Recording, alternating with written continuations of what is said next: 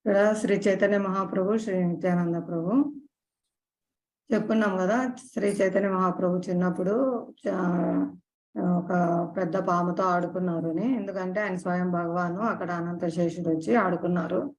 మళ్ళీ తర్వాత ఆయన చిన్నగా ఉన్నప్పుడే ఆయనకు నగలు ధరింపజేశారు తల్లిదండ్రులు. బయట ఆడుకుంటున్నారు. అప్పుడు ఇద్దరు దొంగలు వచ్చి ఆయన ఎత్తుకొని వెళ్తారనమాట.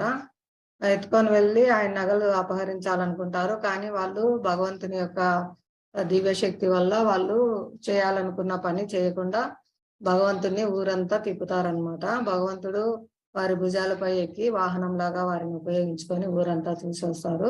తిరిగి తిరిగి వాళ్ళు మళ్ళీ ఇంటి దగ్గరికే తీసుకొని వస్తారనమాట. అప్పుడు వాళ్ళ తల్లిదండ్రులు అందరూ వెతుకుతూ ఉంటారు నిమాయి కనిపించడం లేదని. నిమాయి అంటే చైతన్య మహాప్రభు వేప చెట్టు కింద జన్మించారని ఆయన నిమాయి అని ప్రేమగా పిలుస్తారు.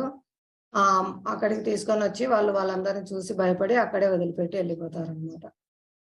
భగవంతుడు చెప్పుకున్నాం కదా, మనం భగవంతుడు ఎక్కడున్నా ఏ పరిస్థితిలో ఉన్నా భగవాన్ సర్వశక్తిమంతుడు. చిన్న వయసులో ఉన్నప్పటికీ ఆయన పూర్ణ శక్తి అలాగే ఉంటుంది. ఎప్పటికీ షడ్గుణైశ్వర్య పూర్ణుడే అనమాట భగవాన్ అంటే మనం చెప్పుకున్నాము. ఆయన ఎక్కడ ఆవిర్భవించేది, వచ్చి ఏ లీలలు చేసేది ముందే చెప్పబడి ఉంటుంది శాస్త్రంలో.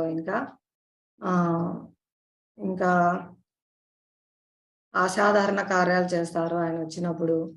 ఆయన ఇక్కడికి వచ్చినప్పుడు ఆయన చేసే కార్యాలు ఎవరు చేయలేరు. భూత భవిష్యత్ వర్తమాన కాలంలో ఎవరు చేయలేరు. అటువంటి దివ్యమైన కార్యాలు భగవంతుడు చేస్తారన్నమాట. ఇంకా ప్రామాణికులందరూ అంగీకరించి ఉంటారు.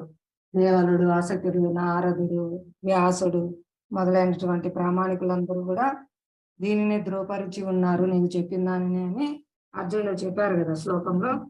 ఆ విధంగా ప్రామాణికులందరూ కూడా ఆయన దేవాదేవుడు అని అంగీకరించి ఉండాలన్నమాట.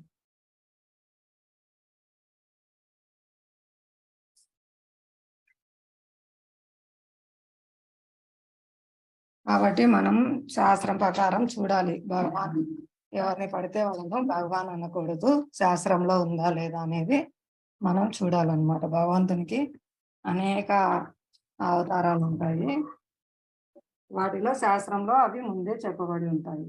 ఎక్కడ వస్తారు, వచ్చి ఆవిర్భవించినప్పుడు ఏమేమి కార్యాలు చేస్తారని.